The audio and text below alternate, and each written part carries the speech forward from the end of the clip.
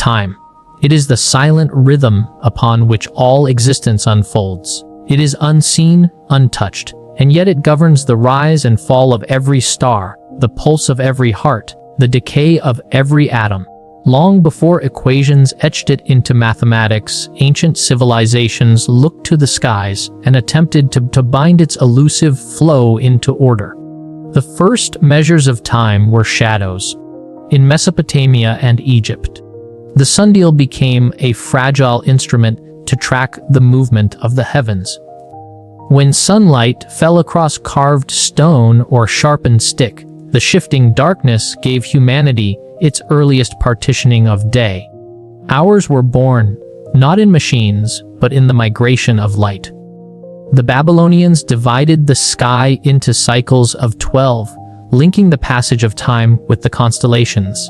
The Maya sculpted entire calendars from stone, weaving the repetition of Venus, the moon, and the sun into complex systems that predicted both harvest and ritual. To them, time was not linear, but cyclical, a wheel forever turning, life and death interlaced within cosmic rotation. Across cultures, time was tethered to the heavens. To measure it was to wrestle with eternity. And yet, in every culture, a common truth emerged: time was not merely an idea. It was the scaffolding of reality itself. Centuries later, Galileo Galilei studied the swing of pendulums, discovering the steady beat of mechanical rhythm. With each oscillation, time could be measured with precision. Isaac Newton followed, declaring time as absolute, a great universal river, flowing forward independently of human observation. In Newton's cosmos, space was the stage, and time the endless current sweeping everything along.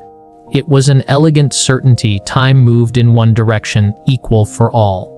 But certainty has always been temporary in science. In the early 20th century, Albert Einstein shattered Newton's river. With the theory of relativity, time ceased to be universal. Instead, it was revealed as elastic, pliable, bound inseparably with space itself. Together they formed spacetime, a fabric woven by gravity. Einstein's equations carried a profound warning. Time did not march forward in perfect unity. It bent, it slowed, it warped. For an astronaut traveling near the speed of light, a single year might pass while decades unravel on Earth. This phenomenon, time dilation, was not speculation, but consequence. The faster an object moved, the more time itself stretched. Gravity, too, reshaped the flow of time. Near the surface of massive bodies, clocks tick more slowly. This was later confirmed with atomic clocks placed at different altitudes on Earth. The clock nearer to sea level, deeper within Earth's gravity well, ran imperceptibly slower than one placed higher in the mountains. The discovery was astonishing. Time was not fixed, but relative, sculpted by both motion and mass. And from this realization came unease.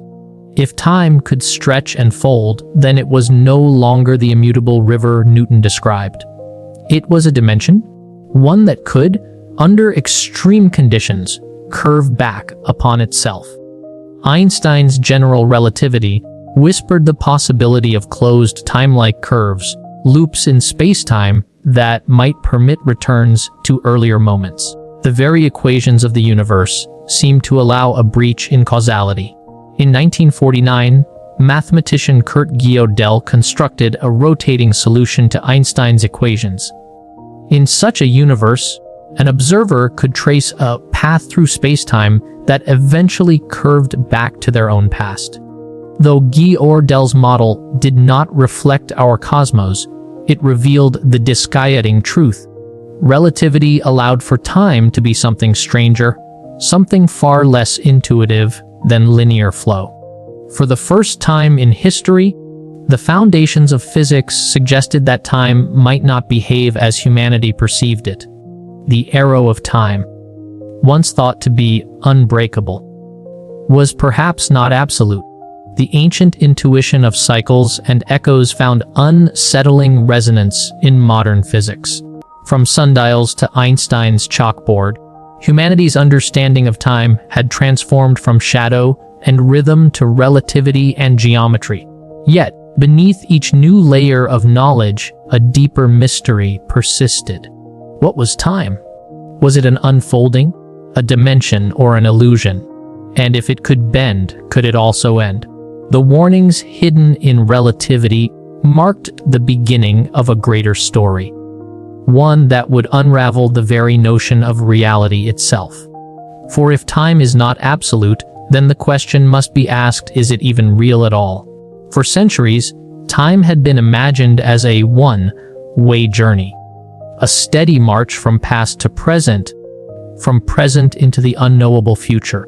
It was a comforting notion, giving order to chaos and permanence to human memory. But with the rise of modern physics, cracks began to appear in this simple picture. The arrow of time, once thought unbreakable, revealed itself as fragile, a construct held together by rules that were not as absolute as once believed. At the heart of this revelation lay the second law of thermodynamics. This law declared that in any closed system, entropy, the measure of disorder, would always increase. Ice melts into water, smoke disperses into air, stars exhaust their fuel and collapse into silence. This irreversible drift into greater disorder gave time its direction, a cosmic arrow pointing from order to chaos. Yet, even this law whispered unease. Entropy was not an object nor a force, but a statistical tendency. On small scales, particles could and did move against the tide, creating fleeting reversals invisible to the naked eye. Time's arrow, it seemed, was not born of necessity, but of overwhelming probability. And if probability alone enforced the forward march of time, then was the arrow of time truly fundamental, or only an illusion born from the scale at which human beings observed the universe? The paradoxes deepened with relativity. Einstein's equations did not respect the human sense of direction. They allowed time to bend, to slow, to fracture. The famous twin paradox exposed this unsettling truth. If one twin traveled near the speed of light, while the other remained on Earth, their aging would diverge. The traveler would return younger, her heartbeat stretched against the fabric of space-time, while her sibling bore the weight of years. Time itself had become a variable, dependent not on clocks but on motion. Gravity, too, revealed its power to warp the hours. In the vicinity of massive bodies, time dilated, slowing as if caught in invisible currents. This phenomenon has been measured with exquisite precision. Atomic clocks flown aboard airplanes or placed at mountaintops and sea level tick at different rates. Near Earth's surface, where gravity presses more strongly, time runs infinitesimally slower. To live at altitude is, in truth, to age faster, though the difference is so small that only instruments can perceive it. But black holes stretched this concept to its limit. As matter falls toward a singularity, time for the falling object slows relative to the outside universe. To a distant observer, it appears frozen at the event horizon, locked in eternal stillness. To the object itself, however, the plunge continues, time flowing normally until the singularity is reached. Here, at this edge of reality, time does not merely warp. It appears to stop altogether. This contradiction pierced deep into human understanding. If time could freeze for one perspective while flowing for another, what was its true nature? Was time objective, or was it inseparable from the vantage point of those who experienced it? Stephen Hawking pushed the paradox further. In his explorations of black holes and the origins of the universe, he introduced the idea of imaginary time. Time treated mathematically as a spatial dimension. In this framework, time had no true beginning or end. Just as the surface of Earth has no edge, so too could time be curved finite, yet unbounded. This radical idea suggested that the birth of the universe, the Big Bang, might not be a singular beginning, but rather a boundary in a larger geometry of time itself. If imaginary time held true, then the distinction between past and future became blurred, dissolving into something far stranger than human intuition could hold. Yet, perhaps the most disquieting shock came not from relativity or thermodynamics, but from the mathematics of physics itself.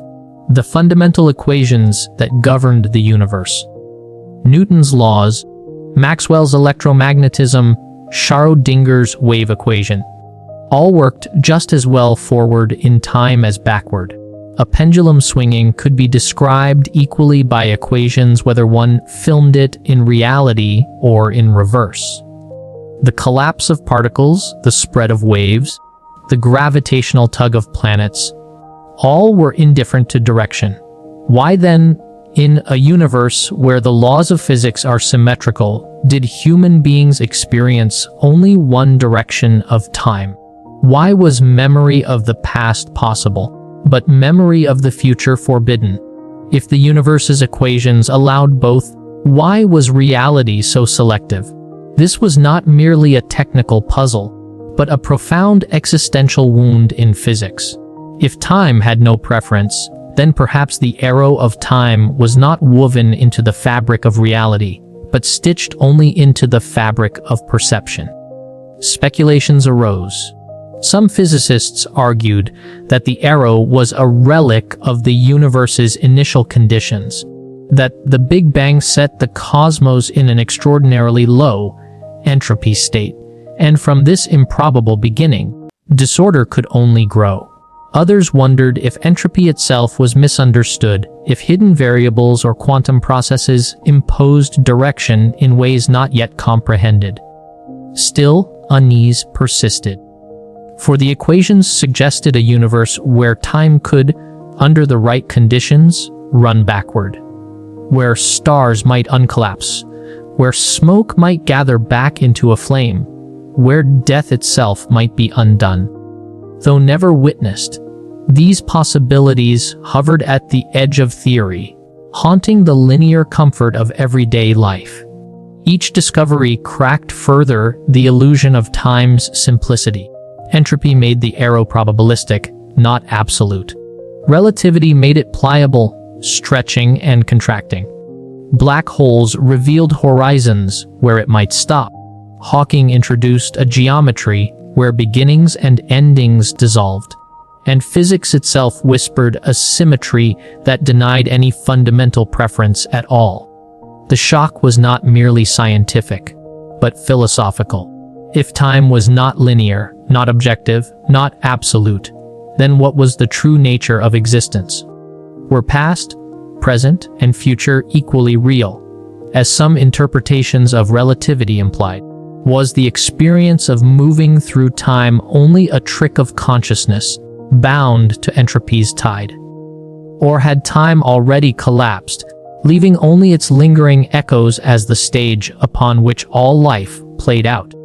The cracks in linear time had been revealed, and through them one could glimpse a reality far stranger, far more unsettling than the river humanity once believed it was drifting upon. In the silence of deep space, there is a whisper, a faint glow, stretched thin by the expansion of the universe, yet still reaching across all of existence. This glow is the cosmic microwave background radiation, the afterglow of the Big Bang itself. Detected in 1965 by Arno Penzias and Robert Wilson, it has since become one of the most important relics in cosmology. A fossil light, frozen into the fabric of the universe only 380,000 years after its violent birth. It fills every corner of the sky, uniform in nearly all directions, yet laced with tiny fluctuations, delicate variations in temperature, no more than a few millionths of a degree. These fluctuations are not random noise. They are the fingerprints of the earliest structures, the seeds from which galaxies, stars, and planets would one day emerge. But hidden within these patterns, some scientists believe, may be something more. Faint imprints not of our universe's birth, but of cycles that came before. The British mathematician and physicist Roger Penrose has suggested that the Big Bang might not have been the beginning. His theory, known as conformal cyclic cosmology, imagines the universe as an endless sequence of aeons. Each aeon begins with a Big Bang and ends in a vast, stretched emptiness. A universe so expanded that all matter and energy are dissipated into silence. Yet, when that silence reaches its absolute conclusion, when all black holes evaporate through Hawking radiation and every particle of matter decays, the geometry of spacetime itself may transform. Time, in Penrose's vision, does not stop. Instead, the ultimate cold emptiness becomes indistinguishable from the fiery birth of a new universe. The transition between aeons, he suggests, might leave scars upon the cosmic microwave background.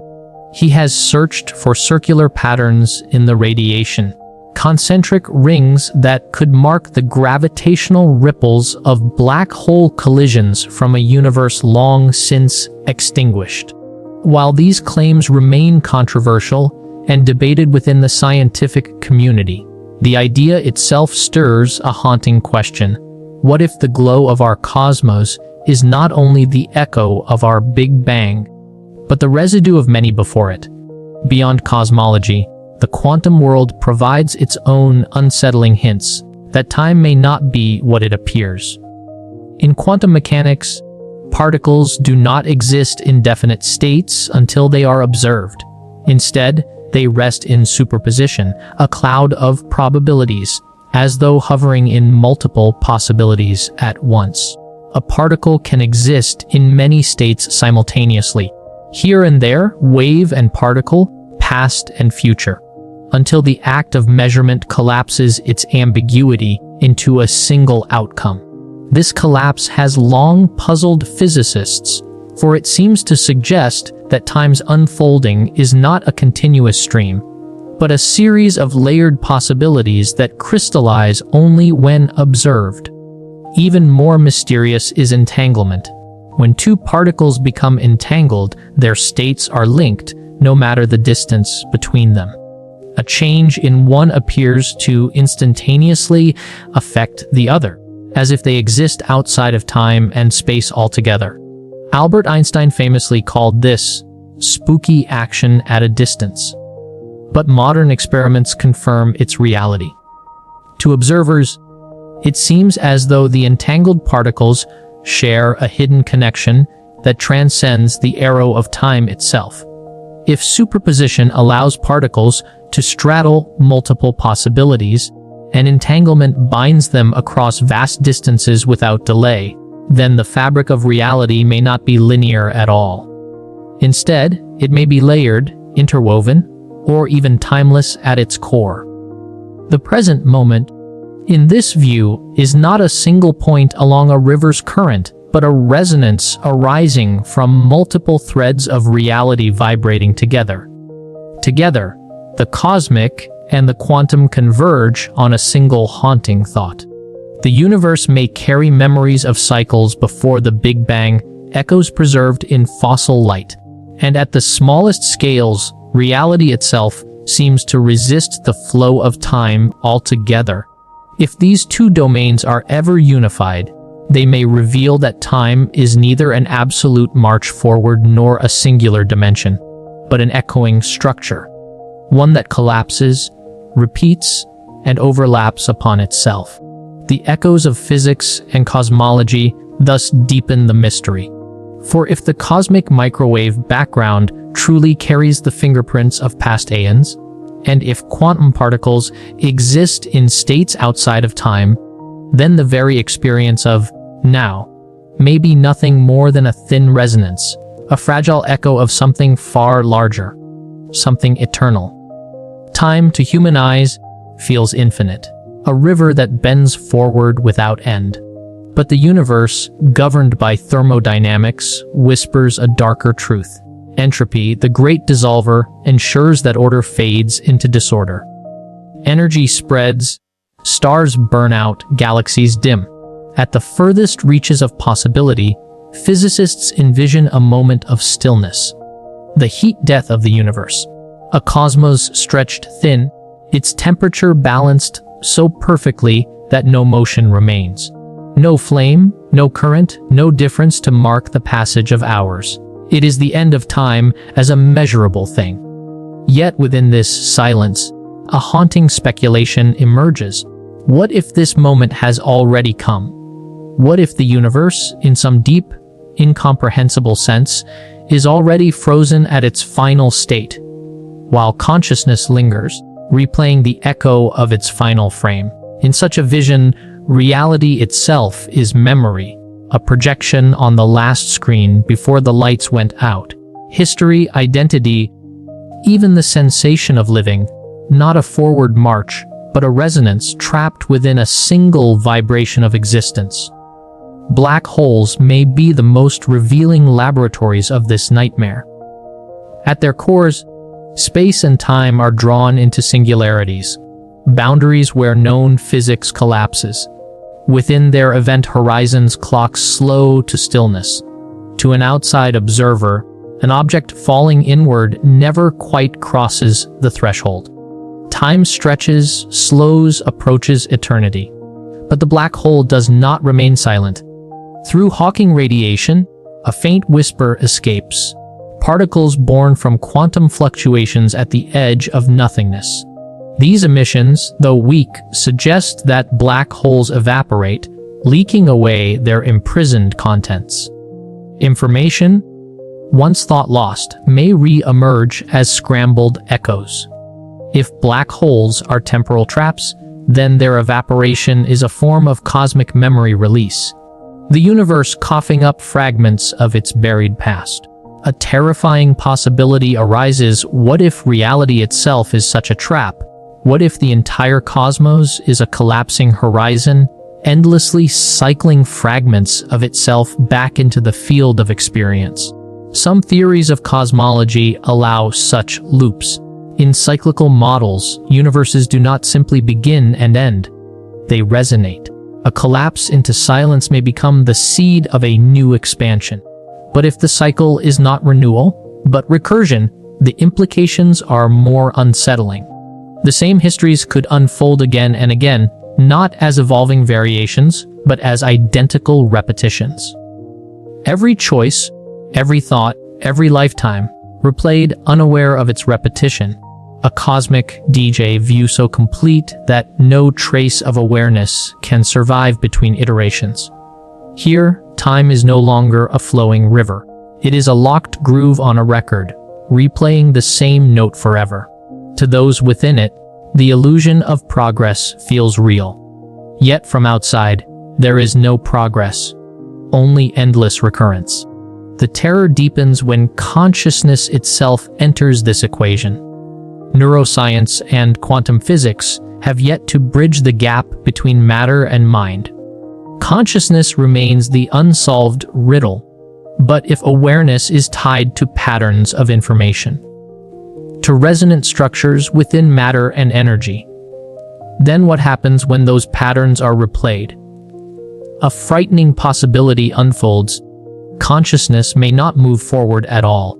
Instead, it may endlessly inhabit the same instant, mistaking recursion for duration. In such a scenario, every moment of life is not followed by another. It is merely re-experienced again and again in a timeless cycle. Even more disquieting is the thought that this loop has no escape. If the universe has collapsed into its final frame, if entropy has finished its work, then there is no next state. There is only the endless reverberation of what already was. Physics does not forbid this.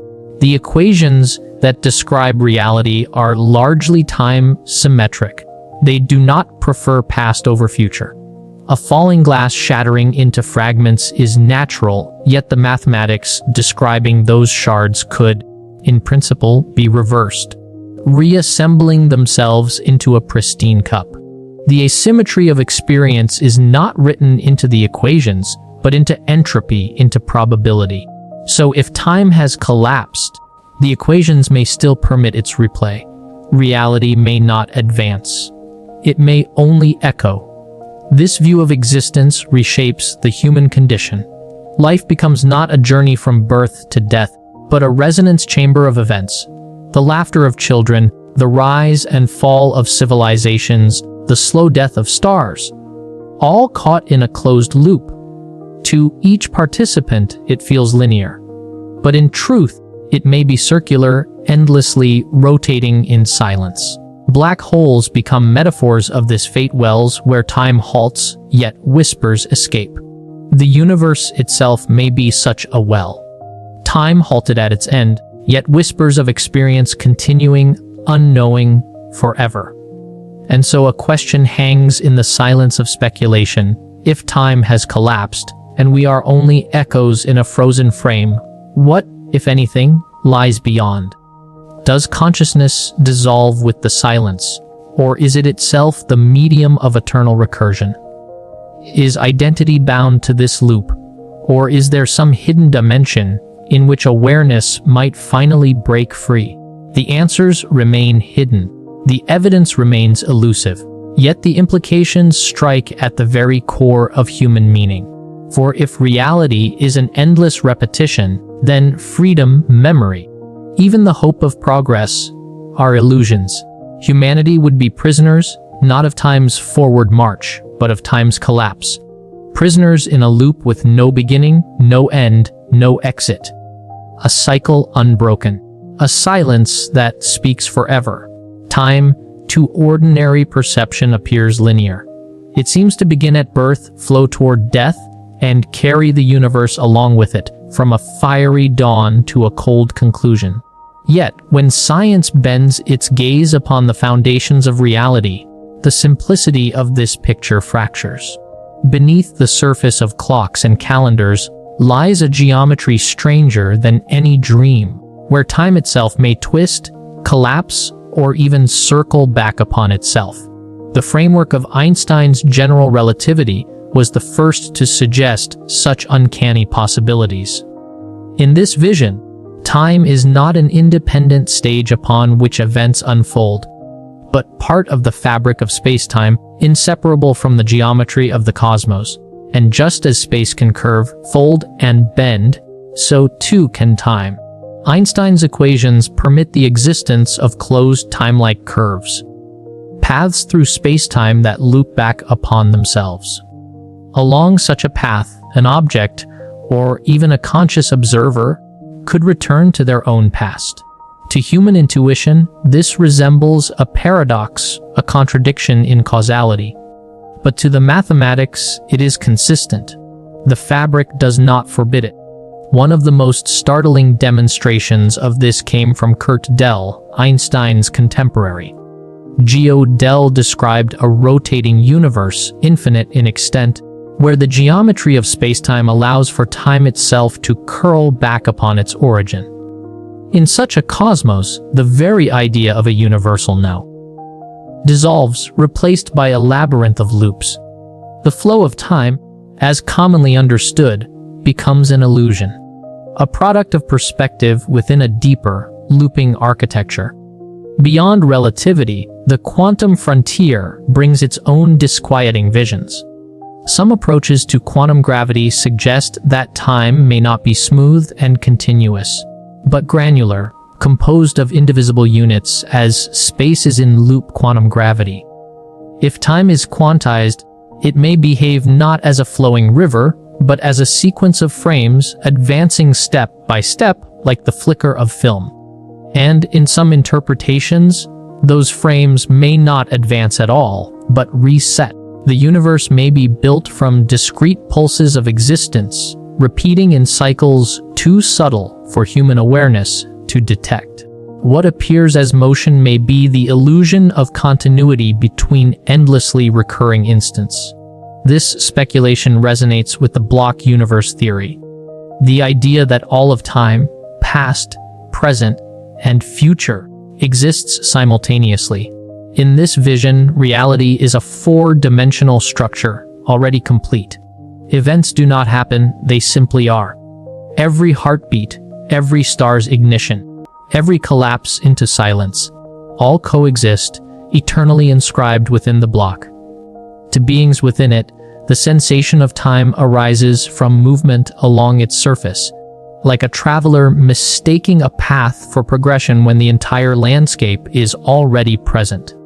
If the block universe is real, then the arrow of time is not a river, but an illusion woven from memory and perception. The past has not vanished, the future is not unborn. They are as real, as fixed, as this very moment. Yet the most haunting speculation is this: what if time has already collapsed, and what remains is only the aftershock? The second law of thermodynamics tells us that entropy increases until equilibrium is reached. If that equilibrium has already been achieved at the scale of the entire cosmos, then the universe has no further future. What persists may not be progress, but resonance, the lingering vibration of a system that has already fallen silent. In such a frame, time itself becomes a ghost. Every thought, every event, every history we perceive may be not unfolding, but echoing, a projection of a final state replayed endlessly. The speculative weight of these theories confronts human meaning directly. If closed, time-like curves exist, then the difference between past and future is not fundamental. If Gödel's rotating universe is possible, then history itself may be a spiral without escape. If time is granular, then what we call duration may be the flicker of repeated instants. And if the block universe holds true, then every moment is eternal, but freedom, change, and becoming are illusions. The implications stretch beyond physics into philosophy. Identity itself becomes fragile, a construct carried along by patterns that may already be fixed or endlessly repeating. Memory, once a guide to the past, may instead be a signal of recursion. The sensation of moving forward may mask the truth that we are forever trapped in the architecture of a loop. And yet, the mystery remains unsolved. General relativity permits closed time-like curves, but no empirical evidence confirms their existence. Gödel's universe is mathematically valid, but incompatible with observed cosmic expansion. Quantum loop models remain untested, their visions of granular time awaiting experimental proof. Even the block universe, elegant and haunting, is but one interpretation among many. The equations point in many directions, yet none are certain. The data remains incomplete. Time, the most familiar of experiences, hides its true nature more carefully than any star or galaxy. Perhaps this concealment is itself the answer. If time is a loop, the illusion of linearity may be necessary for consciousness to function within it. To sense the cycle directly might dissolve the very possibility of awareness. The veil of progress, the feeling that tomorrow will be different from today, may be the very mechanism that allows existence to be lived, even if, in truth, it is endlessly recurring. And so, science stands at a precipice, between mathematics and mystery, between equations that suggest looping geometries and a lived experience that insists upon flow. Theories extend their hands into the void, but what they touch remains uncertain. Time may be a river. It may be a circle. It may be a block, silent and complete. But whatever its true nature, one unsettling possibility grows ever louder. What we perceive as change, as history, as the living present, may be nothing more than the aftershock of a collapse already written, already finished, echoing across eternity. The search for time's true nature does not unfold in philosophy alone. It unfolds in laboratories, observatories, and silent detectors buried beneath mountains. It is carried forward by machines that listen for whispers in the fabric of space-time and by telescopes that stare into the abyss of ancient light. Humanity has begun constructing instruments not to measure ordinary matter, but to probe the foundations of existence itself. To look for time's fingerprints upon reality. The first of these came as a trembling in the void. In 2015, the Laser Interferometer Gravitational Wave Observatory, known as LIGO, detected a ripple in space-time, a faint stretching and squeezing of the cosmos itself, born from the collision of two black holes more than 1 billion light-years away. Gravitational waves are not sound, yet they behave like echoes.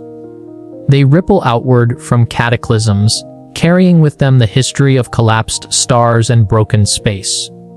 Some theorists suggest they may hold even deeper secrets, imprints not only of collisions, but of cycles. If the universe has collapsed before, if time itself has folded upon itself in previous epochs, then faint residues of those earlier universes may ride upon the gravitational spectrum. To search for such traces is to attempt the impossible, to hear not only the thunder of black holes, but the ghostly resonances of time itself, recorded in the fabric of spacetime like scratches upon an ancient record. If gravitational waves are the ripples, then light is the fossil. The James Webb Space Telescope, stationed 1 million miles from Earth, has begun to look back to the dawn of creation. Its mirrors are tuned to capture light stretched across billions of years, photons born when the first stars ignited in the cosmic darkness. And yet, some of Webb's earliest findings whisper contradictions. Galaxies have been observed forming earlier, larger, and more organized than standard models of cosmic expansion predict. To some, this is evidence of errors in theory. To others, it may suggest that the traces of previous cycles, echoes from before the Big Bang, are woven into the starlight itself. The cosmic microwave background, first revealed by radio antennas in the 1960s, remains the most ancient fossil of all. The afterglow of the universe's birth, cooled to a faint microwave haze. Within its patterns, subtle anomalies have been noted. Circles, alignments, and variations that some interpret as evidence of events predating the Big Bang. Among them stands Roger Penrose's conformal cyclic cosmology, in which universes rise, collapse, and leave circular fingerprints in the microwave sky. Webb and the instruments that follow it may one day confirm whether these anomalies are the marks of a deeper temporal recursion. While telescopes and detectors listen to the sky, the most powerful machines on Earth probe the quantum soil beneath existence. The Large Hadron Collider, straddling the border of Switzerland and France, has uncovered the Higgs boson, the particle that gives mass to matter through the Higgs field. Yet, hidden within this discovery lies a troubling possibility that the vacuum of space, stabilized by the Higgs, may not be permanent. If the Higgs field exists in a metastable state, a false vacuum, then a decay could one day trigger, collapsing the field and resetting the very parameters of the universe. Some physicists speculate that such events may have already occurred, collapsing time itself into cycles, restarting the stage upon which reality unfolds. To smash protons together at nearly the speed of light is not only to search for particles, but to glimpse whether time is secure or fragile, balanced precariously on the edge of collapse. Yet even as colliders and telescopes chase the vast and the violent, the subtlest clues may lie in the quiet ticking of clocks. Across laboratories worldwide, physicists build optical lattice clocks. Devices so precise they lose less than a second over the entire age of the universe. When compared across different altitudes, these clocks already reveal the warping of time by Earth's gravity, confirming Einstein's predictions. But researchers now imagine networks of such clocks spread across space. Arrays of satellites carrying ultra-precise timekeepers could detect the faintest deviations in time's flow. A tiny irregularity, a stutter in the ticking where none should exist, might reveal cracks in the illusion of linearity. Projects like the proposed Deep Space Atomic Clock and future missions coordinated by the European Space Agency aim to build constellations of such instruments, forming a lattice of timekeepers that stretch across the solar system. In their comparisons may lie the key to detecting whether time itself is uniform, or if hidden structures ripple beneath the surface of duration. The search is not only technical, but existential. Each machine, LIGO, Webb, the collider, the atomic clock, is an extension of human longing. They are instruments built not only to measure, but to question. They ask whether time is a line, a circle, or a collapsed echo replaying itself. They seek traces of other cycles, of deeper realities hidden behind the visible. The results remain uncertain. Gravitational waves confirm Einstein's vision, yet have not revealed earlier cycles. Webb exposes galaxies that strain current models, but offers no final verdict. The collider unlocks particles of existence, but leaves the vacuum stability unresolved. The clocks continue to tick with unfailing precision, but whether they will betray the secret of recursion remains unknown. Perhaps, in the end, the tools themselves are part of the echo. If time has already collapsed, if all is replaying, then these machines, these detectors, these clocks, these great telescopes gazing outward, may themselves be reenactments, repeating the search within a story already written. The data may always lead deeper, always extend further, yet never escape the loop. Still, humanity persists in the search, because to search is to defy the silence, to demand of the universe an answer to its most profound riddle. And so, in deserts, in mountain tunnels, in orbit beyond the Earth, the listening continues. Listening for the whispers of collapsed cycles, listening for the fingerprints of time. There is a haunting beauty in the possibility that time has already ended. That all of history, all of memory, all of identity is nothing more than a lingering resonance, replaying itself across the void. If so, then what is a memory but the shadow of a shadow, a faint impression carried not forward, but endlessly inward, spiraling within a structure already complete? What is a life but a vibration along a string that has already been plucked, its tone decaying yet never fully fading?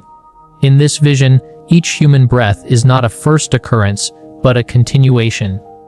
Each choice, each triumph, each grief, already written into the fabric of a completed universe, now repeating with the patience of eternity. To live would be to relive. To strive would be to echo striving. To love would be to replay a love once sung, again and again, like a refrain that cannot silence itself. Philosophy has long circled this horizon. Nietzsche spoke of eternal recurrence, the idea that existence may repeat infinitely, every joy and every sorrow bound to return. Modern cosmology, with its speculations of cyclic universes and closed time-like curves, gives a scientific shape to this ancient intuition. If the cosmos loops, then so too might the self, inseparable from the universe that contains it. But here lies the paradox: if all is repetition, does that diminish meaning or amplify it? Is a gesture less real because it has been enacted before, or infinitely more significant because it persists forever? If time is a loop, then nothing is lost. Every life, every moment, every fleeting instant, all are preserved, not in memory alone, but in the eternal structure of the loop itself. Perhaps meaning is not found in novelty, but in resonance, in the way a note sustains long after the string is struck, in the way the light of stars, long dead, still traverses the darkness, in the way human voices echo within the chambers of time. Yet there is terror in this vision as well. For if the loop is unbroken, then suffering too repeats. Wars reignite, tears fall again. Every silence, every wound, every regret, all return, sealed into an eternal script.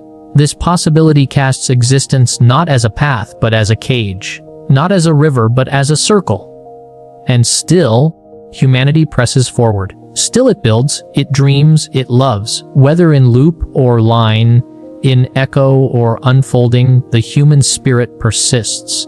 And perhaps that persistence itself is the answer. If the universe is a completed score, then human lives are the instruments that play it again and again. If the universe is an echo, then to live is to vibrate within it, to add warmth to the resonance. Even if the note was long ago set, the science remains unsettled. Theories of the block universe suggest that past, present, and future coexist, equally real. The mathematics of relativity reveal that time may bend, warp, or close upon itself. Quantum mechanics hints that events may not follow strict order, that cause and effect may be far less absolute than intuition demands.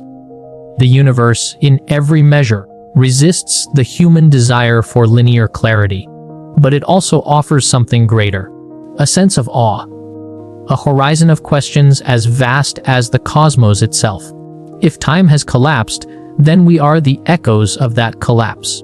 If it has not, then we are the pioneers of its first unfolding. In both visions, the role of consciousness, the act of perceiving, of wondering, of asking, becomes the great miracle. For whether looping or flowing, the mystery of time is incomplete without awareness. Without a witness, there is no echo. Without a listener, there is no song. And so, the reflection deepens into silence. If the universe is finished, yet still playing, then existence itself is both ending and beginning, both closed and open, both echo and origin. The final question lingers: what does it mean to strive, to love, to suffer in such a cosmos? Perhaps it means nothing. Or perhaps it means everything. Perhaps to live in the echo is to recognize that the echo itself is beautiful, that even repetition can shimmer with wonder, as starlight shimmers long after the star is gone. And in this recognition lies the closing truth. Whether time is a straight line, a circle, or a shattered mirror endlessly reflecting itself, the mystery of its nature remains the deepest horizon of human thought. Beyond matter, beyond galaxies, beyond the birth and death of universes, there is only this question: are we living in the flow of time? Or are we already inside its echo? The answer may never come, but the asking itself, the act of standing before the abyss and wondering, may be the most human act of all.